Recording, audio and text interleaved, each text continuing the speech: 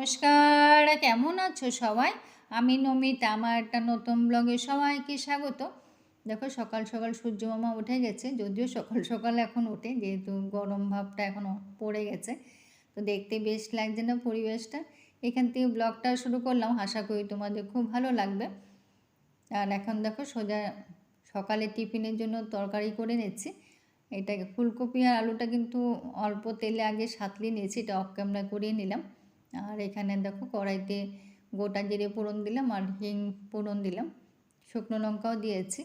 তা আজকে এইভাবেই করব, টমেটো আর কাঁচা লঙ্কা বাটাটা দিয়ে দিয়েছি, মানে জল দেব না, আর ধনে গুঁড়ো জিরে গুঁড়োও দেবো না, মানে টমেটো আর একটু কড়াইশুঁটিও দেবো।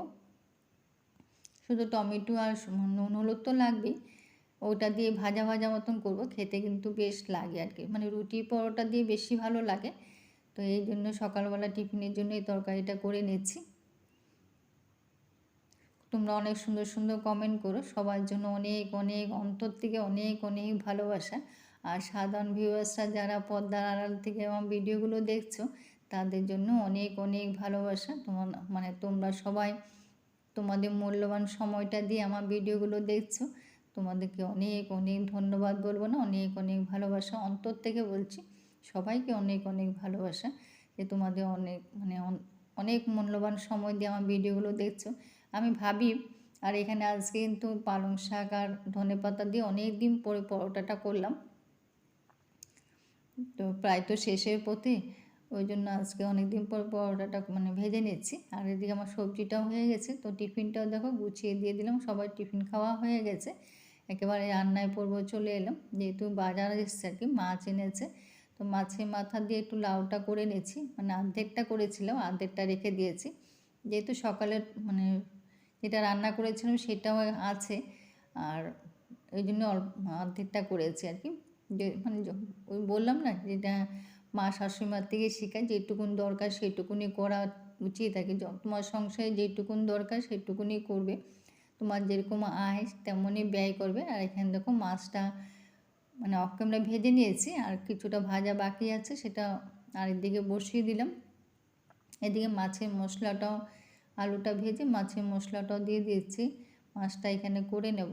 তো যেটা বলছিলাম যে এটাও কিন্তু মায়েদের থেকে শিক্ষা, কোনটা আগে করতে হয় কোনটা পরে করতে হয়, তাই না বলে? ওনাদের যখন জন্ম হয় তখন কিন্তু আমাদেরও জন্ম হয়, তা আমরা কিন্তু একসঙ্গেই বেড়ে উঠি, মা ওরা যখন বেড়ে ওঠে আমরাও কিন্তু তখন সঙ্গে সঙ্গে বেড়ে উঠি, তাই না বলো? তো এখানে দেখো মাছের মশলাটাও দিয়ে দিলাম। তো মাছটা এইভাবে করে নিচ্ছি আর কি। আমার মাকে দেখতাম, সকালবেলা ঘুম থেকে উঠে যে এত দেখো মাছের মশলাটা কষিয়ে নিয়েছে। সকালবেলা উঠেই কিন্তু আমার মাকে দেখতাম সব কাজ করে স্নান করে পুজো দিয়ে তারপরে কিন্তু মা রান্নাঘরে যেত, কত সকালে উঠতো। এটাই কিন্তু আমারও এটাই সবসময় ইচ্ছা করি, স্নান করে পুজো দিয়ে তারপরে রান্না করে যাওয়ার, এটা কিন্তু আমিও রেখার চেষ্টা করেছি, যে পুজো দিয়ে তারপরে রান্নাঘরে যাওয়াটা। তখন মাছ রান্নাটাও হয়ে গেছে। তো এগুলো কিন্তু সবগুলো আমরা প্রত্যেক মেয়েরাই কিন্তু আমরা মা শাশুড়িমার থেকে শিখি।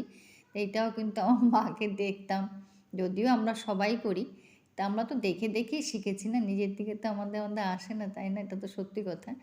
তো সববারে তো আর করা যায় না, এটা তো বার দেখে আবার কাপড় শুদ্ধ করতে হয়। যাই হোক, তো কাপড়গুলো অনেক দিন ধরে তেল কাজটা হচ্ছিলো, তো এই জন্য সেদ্ধ করে একটু ধুয়ে দিলাম। ধুয়ে এখন তো অসুবিধা হয় না, বাইরে আর মেলতে হয় না, এখানেই শুকিয়ে যায়, এই জন্য এখানেই মেলে দিচ্ছি। তো সব কাজ হয়ে গেছে, রান্নাঘর পুরো মুছে পরিষ্কার করে নিলাম। তো পরিষ্কার করে সব গুছিয়ে একেবারে কাপড়গুলো যেগুলো ছিল একটু নেতাগুলো ধুয়ে দিয়ে একবার খাওয়া দাওয়া শেষ করে চলে এসে, এখন অনেকটা বেলাও হয়েছে, তো 4টে মতন বাজে। তো চলে এলাম, কিছু দরকার ছিল তো ওগুলো নিতে আর কি। তা আজকে অনেক দিন পরে এসে দেখি লিফটটা নষ্ট, এই জন্য একটু সিঁড়ি দিয়ে কখনো যাইনি সিঁড়ি দিয়ে, লিফটেই যেতাম।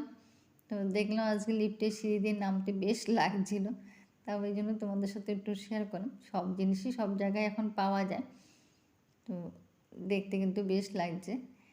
যা যা দরকার ছিল সবটা কিন্তু কেনাকাটা করে আমরা বেরিয়েও পড়েছি। তো বেরিয়ে পড়েছি তখন দেখলাম, ঢোকার সময় দেখেছি কিন্তু তখন জিজ্ঞাসা করিনি, কিন্তু বেরোবার সময় যখন জিজ্ঞাসা করলাম তখন জানলাম যে এখানে মানে পুরনো কাপড়, পুরনো বই, খাতা যা দেবে 1 কেজিতে 100 টাকা করে নিচ্ছে আর কি, সেটাই বলল। তো দেখে টেখে আমরা বাড়ি চলে এলাম একেবারে সন্ধ্যায়, এখন ঠাকুর ঘরে ঢুকে গেছি সন্ধ্যা দিতে। তো এখানে সন্ধ্যাবাতি দিয়ে পুজো আমি একেবারে সন্ধ্যা দিয়ে একেবারে পুজোও দিয়ে দিই, মানে পরে আর করি না আর কি, সন্ধ্যা দিয়ে একটু পরে তা না, আমি একেবারে সন্ধ্যা পুজোটা একসাথেই দিয়ে দিই আর কি। কখনো কখনো মানে শীতকালে তো পুজোটা আগে দিয়ে দিই, তারপরে সন্ধ্যাটা দিই, তো একসাথে দিয়ে দিই আর কি, সবসময় এটা আমি করি। একবারে বিকেলবেলা স্নান করে তো একবার কাপড় মানে জামা কাপড় একবারে ছেড়ে ফ্রেশ হয়ে একবারে ঠাকুর ঘরে করে তারপরে নিচে যাই। তো নিচের সন্ধ্যাটা একেবারে অফ ক্যামেরায় দেবো, তো নিচে তো যেতে হবে, সেটা অফ ক্যামেরা করে নিয়েছি, করে মানে ঠাকুরের পুজো শয়ন টয়ন সব দেওয়া হয়ে গেছে। এটা তো রাতেরবেলায় করে রাখি, তো এগুলো কিন্তু মায়ের থেকেই শেখা, মাকেও দেখতাম রাতেরবেলা ঠাকুর বাসন মেজে রাখতো, মানে সকালে নিজের সুবিধার্থে, তো মাই বলতো নিজের সুবিধার্থে নিজেরা আমরা কাজ করে রাখি, প্রত্যেক মেয়েরাই করি। তো এই পিতলের বাসনগুলোতে তো তেঁতুল দিয়ে মাজি, তো মেজে আবার ধুয়ে একটা নেতা দিয়ে মুছে রাখি, তাহলে জলের দাগটা পড়ে না আর কি, যেহেতু রাতে মেজে রাখি তো ওই জন্য নেতা দিয়ে মুছে রেখে দিই, তাহলে দেখতে ভালো লাগে, মানে সুন্দর লাগে দেখতে, চকচক করে, ওইটাই আর কি। দেখতে সুন্দর লাগলে মনটাও কিন্তু ভালো লাগে, যে কোনো জিনিস দেবে কাজটা যদি সাকসেস হয় না, তাহলে কিন্তু মনটাও ভালো লাগে, অনেকটা মানে আনন্দ লাগে আর কি, আর কিছুই না, জিনিসটা দেখতে ভালো লাগলে মনটা ভালো লাগে, ওটাই আর কি। তো আমার সব উপমান ঠাকুর ঘরের কাজ সবটা কমপ্লিট হয়ে গেছে, মানে ঠাকুর বাসন মাজা মেজে রাখলে, আমার রাত্রেবেলা যদি মেজে রাখি তাহলে কিন্তু অনেকটা বড় কাজ এটা হয়ে যায়, সকালবেলা কিন্তু অনেকটা হালকাও লাগে। ঠাকুর ঘরে মানে এই বাসন মাজাটা যদি থাকে তাহলে কিন্তু মানে না, যদি মাজা না থাকে, যদি কোনো কারণে মাজা না হয় তাহলে কিন্তু সকালবেলা কিন্তু অনেকটা মানে বিরক্তই লাগে, কিন্তু মাজা থাকলে কিন্তু অনেকটা নিজে নিজে মনে হয় অনেকটা ভালো লাগে আর কি। তো মেজে একবারে বেসিন টেসিন মুছে পরিষ্কার করে একবার তারপরে নিচে যাব, তার নিচে গিয়ে তারপরে গিয়ে চা বানাই আর কি, এইভাবেই করি। তো যেভাবে করি সেভাবেই তোমাদের সঙ্গে তুলে ধরি।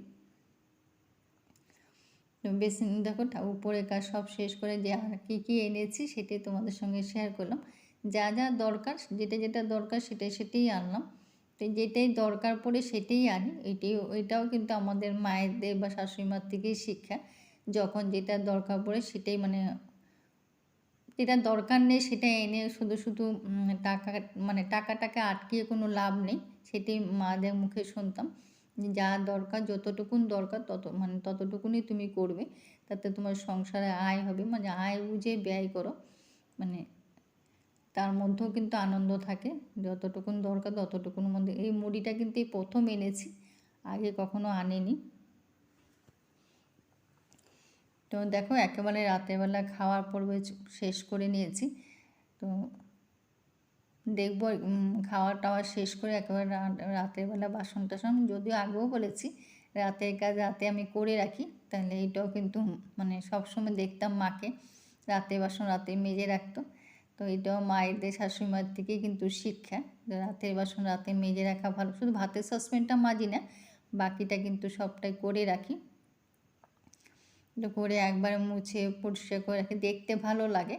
তো সকালবেলা দেবে উঠে দেখতে কিন্তু ভালোই লাগে, মানে রাতের কাজ রাতে করে রাখা, আর এক জায়গায় মানে একটা জায়গাকে 14 বার মোছা, সেটা কিন্তু আমার মা সবসময় করতো, মা কিন্তু অনেক বকাও খেত, তো এই জিনিসগুলো কিন্তু আমিও পেয়েছি, অনেক বকাও খাই, একটা জায়গাকে 14 বার মোছা, এইগুলো কিন্তু সবটাই মুছে নিয়েছি, আরেকবার একটু মনে হয় আরেকবার একটু মুছি, আর একটু জায়গাটাও একটু ভালো করে করি, এটা কিন্তু একটা নেশাও বলতে পারো, একটা মেনিয়াও বলতে পারো, এটা আমাদের সব মেয়েদেরই আছে।